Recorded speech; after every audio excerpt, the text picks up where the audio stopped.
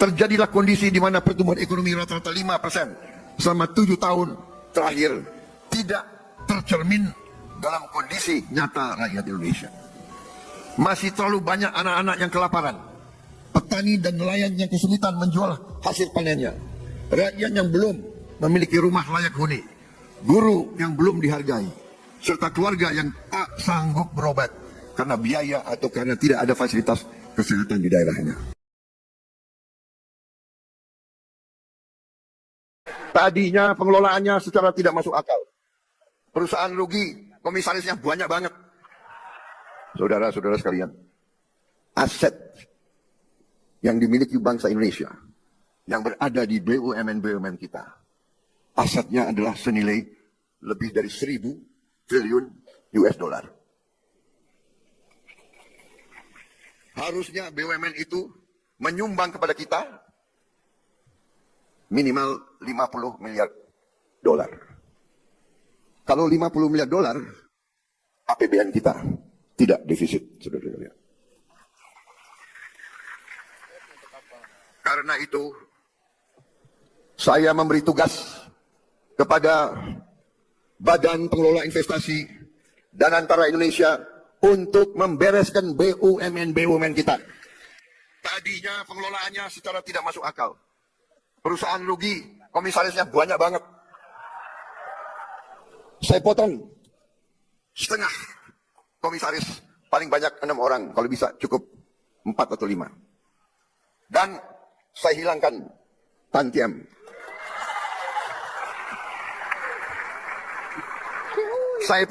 Saya pun tidak mengerti apa arti tantiam itu. Itu akal-akalan mereka saja. Dia memilih istilah asing supaya kita tidak mengerti apa itu tantiam. Saudara-saudara, masa ada komisaris yang rapat sebulan sekali, tantiamnya 40 miliar setahun. Saya juga telah perintahkan ke Danantara, direksi pun tidak perlu tantiam kalau rugi. Dan untungnya harus untung benar, jangan untung akal-akalan. Kita sudah lama jadi orang Indonesia. Dan kalau direksi itu, kalau komisaris itu keberatan, segera berhenti, saudara-saudara sekalian.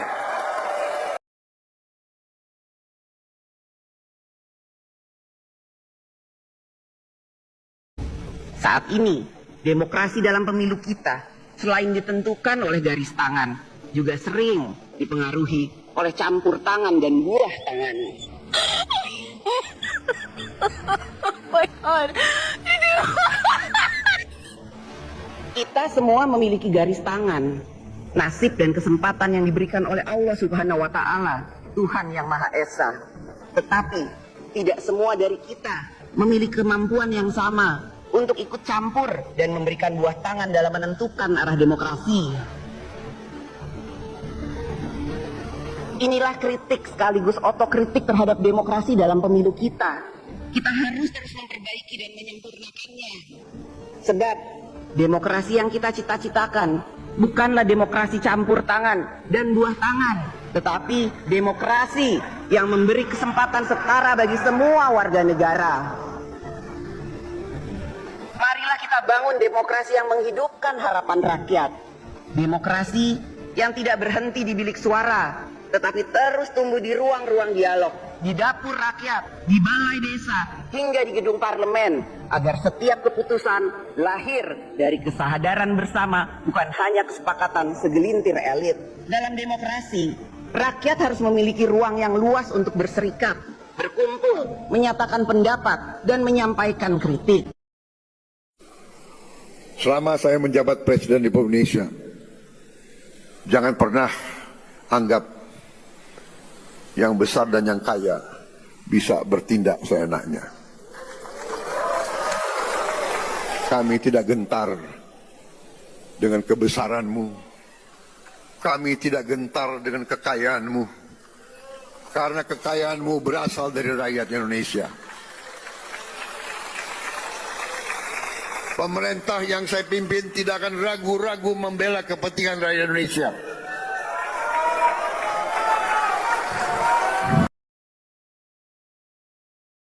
Saya telah diberi laporan oleh aparat-aparat bahwa terdapat 1063 tambang ilegal dan potensi kekayaan yang dihasilkan oleh 1063 tambang ilegal ini dilaporkan potensi kerugian negara adalah minimal 300 triliun. Saudara-saudara sekalian, saya minta dukungan seluruh MPR. Saya minta dukungan seluruh partai politik untuk mendukung ini demi rakyat kita, saudara-saudara sekalian.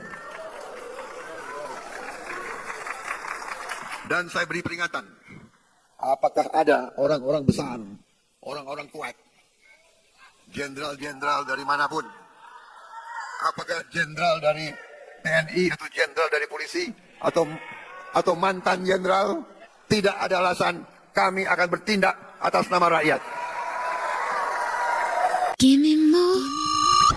Sejak pemerintahan Jokowi, itu komisaris BUMN itu diisi oleh bukan orang-orang ahli.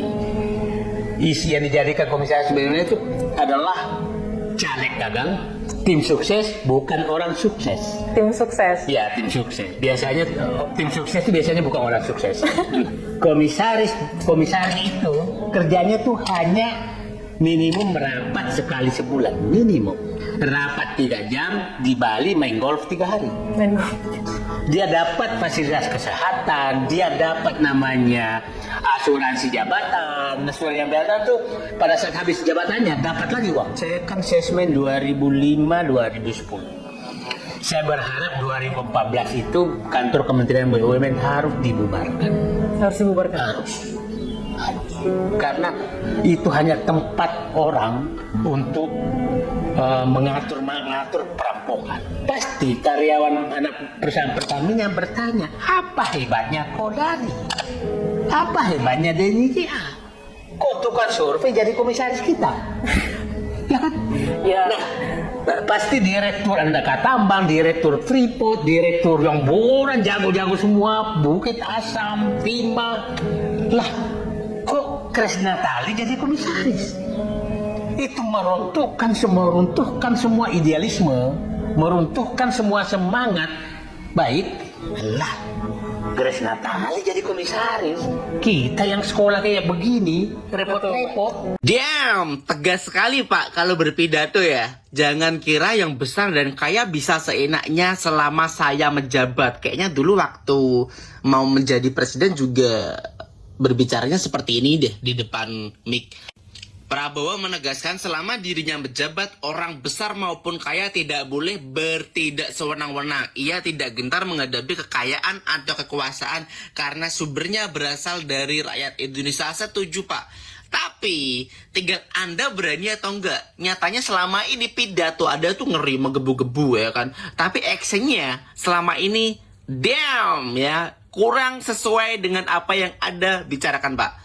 Menurutnya, pemerintah akan membela kepentingan rakyat dengan memanfaatkan ketentuan UUD 45 pasal 33 yang mengatur cabang produksi penting dan menguasai hajat hidup orang banyak berada di bawah kendali negara. Gini aja Pak, yang katanya DPR sebagai wakil rakyat, sebagai penyalur aspirasi rakyat, faktanya mereka nggak pernah ya mengaspirasikan rakyat. Terus ada sekarang bilang untuk kepentingan rakyat. Ya kita tunggu aja ini coba ya kedepannya seperti apa ya. Apakah yang diomongin Pak Prabowo ya kan seperti pidatonya menggebu-gebu ya kan, membara ya kan.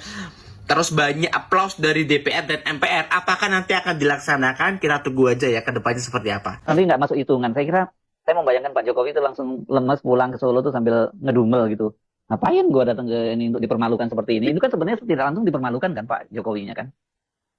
berkali-kali dipermalukan lah Mas Hersu. Ketika selain soal IKN ini ya, yang dimana kita tahu ya, anggaran pada saat IKN ini dibangun pada tahun 2022 mulai dibangun sampai dengan 2024 akhir masa Pak Jokowi itu sebesar 89 triliun. Itu yang sudah digelontorkan. Dan itu fix ya, angka itu begitu valid begitu karena itu hasil laporan dari Basuki kepada Pak Prabowo bahwa IKN sudah menghabiskan anggaran sebesar sekian. Ya, Dan harusnya itu kemudian kita 90-an sekian kan, awalnya rencananya dari 20% itu kan bagi Iya. 23 kalau tidak salah harusnya.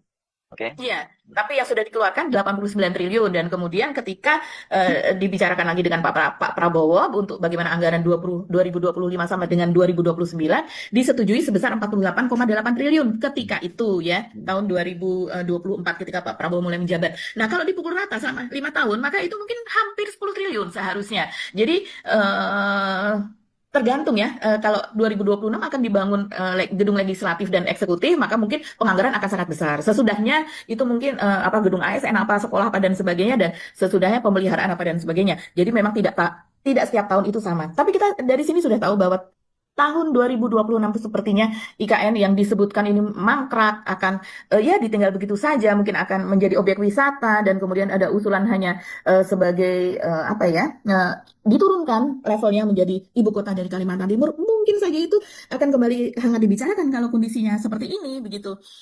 Ini pukulan berat ya kepada Pak Jokowi karena tidak hanya soal IKN. Kemarin juga ketika Pak Prabowo mengatakan soal Tantim, beliau ini kan mengatakan bahwa ya itu akal-akalan saja karena Tantim pakai istilah asing supaya kita nggak ngerti itu artinya apa. Ini betul-betul pukulan betul, bukan hanya Ini sinyal. gaya dulu, unicorn dulu ya Pak Jokowi. Betul. Pak Prabowo yang sangat amat fluent dalam berbahasa Inggris saja mengatakan seperti itu. Sementara Pak Jokowi yang kita tahu kemampuan bahasa Inggrisnya demikian, tapi merasa sangat bisa berbahasa Inggris. Ini memang kedua tokoh Tantiem ini ini tapi bukan bahasa Inggris kan Pak ya, Tantiem itu. Bahasa apa ya? Bahasa Belanda atau bahasa apa? Saya nggak ngerti itu Tantiem. Oh, yang talk the talk itu ya Mas Irsu, yang petok-petok itu. Iya. Dia Tantiem Iya, ini iya. kan kita tahu bahwa ini kan cara Pak Jokowi menyelundupkan para buzzernya gitu ya. Jadi dengan cara ditempatkan di Betul. komisaris kan Pak Jokowi nggak perlu mengeluarkan budget lagi untuk para buzzer, para termul itu kan langsung udah dapet ya. Seperti yang kita sebut tadi dalam perbincangan kita sebelumnya soal Silverster, soal Budiara sekarang ini buzzer semua yang hidupnya nyaman karena ditaruh di komisaris. Tapi sekarang dengan cara Pak Prabowo menghapus semua kantin dan pendapatan lainnya, sebenarnya mereka nggak miskin juga Mbak, masih gede ratusan juta masih gajinya. Tapi memang Betul. mereka nggak bisa foya-foya, mereka nggak bisa melimpah ruah dapat tantiem, dapat insentif, macam-macam lah yang dipangkas oleh Pak Prabowo. Ini cara Pak Prabowo juga memangkas orang-orangnya Pak Jokowi juga, walaupun yang kena bukan hanya orangnya Pak Jokowi, banyak juga orang Pak Prabowo yang jadi wamen dari mana kan kena semua itu kan gitu. Iya, tapi saya rasa kalau orang-orangnya Pak Prabowo sudah tahu ya bahwa Ya ini udah tahu lah pasti. Tantim akan dihapuskan begitu. Nggak akan yang protes gitu ya, ada yang protes soalnya Iya. waktu itu. Nah, yang protes itu akhirnya nggak mengundurkan diri ya Mas Irsu? Kayaknya enggak ya, kemarin kan udah dibuka Jauh oleh Pak tidak ya? Prabowo. Pak Prabowo kan jelas itu merintahkan bahwa ya kalau mundur sekarang juga kata Pak Prabowo ya kalau memang nggak setuju dengan kebijakan menghapuskan tantiem gitu kan. Saya kira enggak lah Mbak. Siapa sih orang yang mau mundur dengan yang dikatakan oleh Pak Prabowo, katakanlah yang 40 miliar hilang. Tapi kata Pak Prabowo, berapa kemarin hanya sebulan sekali rapat dan gajinya berapa? Ratusan juta atau berapa Pak Prabowo nyebutnya kemarin? Iya, gajinya ratusan juta dan kita tahu kalau itu BUMN besar begitu ya, seperti Telkom, Pertamina. Telekomunikasi, Pertamina dan BUMN pertambangan lainnya begitu yang tergabung dalam Mineral ID, Mine ID, ya itu besar-besar semuanya. Dan walaupun anak perusahaan Pertamina seperti yang kita bicarakan ini kan Denny JA ya, yang dia menjadi bukan hanya komisaris loh, dia komisaris utama dari Pertamina Hulu Energi. Ini jelas sangat besar dan Berapa tanggung jawabnya. gajinya berapa persen tuh Mbak? 90 atau 80% dari gaji direktur utamanya? Kalau peraturan yang sebelumnya ketika dijelaskan oleh Ahok itu sekitar 45-48% dari gaji direktur utama gitu Mas Hersu. Tapi belakangan sudah diubah menjadi jauh lebih besar lagi gitu. Jadi hanya berapa persen gitu dari direktur, padahal tanggung jawabnya jauh. Tanggung jawab antara komisaris jauh. Walaupun Denny JA menulis bahwa tanggung jawabnya begini, pengawasan apa, di Indonesia tidak seperti itu kenyataannya gitu, dan itu sudah sangat-sangat jelas kata welo-welo. Ahok pun juga menjelaskan soal itu begitu, dan teman-teman komisaris yang lain, kita kan punya teman-teman komisaris juga di BUMN, dan kita tahu mendengar dari mereka ya begitulah begitu. Jadi memang yang paling dihantam ini mungkin mereka yang memiliki organisasi untuk menghidupi organisasi itu. Jadi dulu di zaman Jokowi seperti Sylvester Matutina misalnya, dia punya soulmate gitu ya. Dan kemudian seperti Budi Ari, dia punya Projo gitu ya, dan yang lain-lain juga Mas Ersu, yang Waketum Projo siapa namanya, Freddy Damanik ya. Freddy Damanik dia juga menjadi komisaris di Sangyang Seri, itu kan juga pasti Yang Sri, saya yang Sri, Mbak. Seri, Iya. ya, Sangyang Seri, dan dia kemudian uangnya pastilah sangat-sangat biasa, bahwa seperti menteri, anggota DPR itu memberikan sebagian gajinya, bahkan ada pengakuan juga seluruh gajinya itu diberikan, nanti dia akan mendapat ke partainya maksudnya, atau ke organisasinya, dan kemudian sisanya itu akan baru dia mendapatkan yang lain-lain, dan yang lain-lain itu sangat banyak ininya pendapatannya begitu Mas Ersu. Budi Jadi, Ari ya, saja berapa kemarin laporan harta kekayaannya 110 miliar ya kalau nggak salah ya, gitu ya. Padahal kita tahu dia kan bekas wartawan gitu, dan kita tahu wartawan seperti apa dia sampai kemudian bisa hartanya sampai seperti itu. LHKPN-nya maksudnya. ya LHKPN dari Budi Ari ya Mas Ersu ya. Iya. Iya. Kalau tidak salah 1 miliar lebih tinggi dari LHKPN-nya Pak Thomas Lembong. Mas Lembong. Oh iya. Iya, lebih tinggi dia. Mas Lembong. Oh, iya. 11-12 dari LHKPN-nya Pak Thomas Lembong. Jadi orang juga bertanya, padahal Pak Thomas sudah sudah puluhan tahun menjadi investor begitu kan, dan dia orang yang sangat produktif. Ternyata Budi Ari masih lebih produktif lagi. Sebab demokrasi yang kita cita-citakan bukanlah demokrasi campur tangan dan buah tangan, tetapi demokrasi yang memberi kesempatan setara bagi semua warga negara. Kini, kritik rakyat hadir dalam berbagai bentuk yang kreatif dan memanfaatkan kemajuan teknologi, khususnya media sosial sebagai corong suara publik. Ungkapan tersebut dapat berupa kalimat singkat seperti kabur saja dulu, sindiran tajam, Indonesia gelap, lelucon politik, negara Konoha, hingga simbol-simbol baru seperti bendera One Piece, dan banyak lagi yang menyebar luas di ruang digital. Bagi para pemegang kekuasaan, semua suara rakyat yang kita dengar bukanlah sekedar kata atau gambar. Di balik setiap kata ada pesan, di balik setiap pesan ada keresahan, dan di balik keresahan itu ada harapan.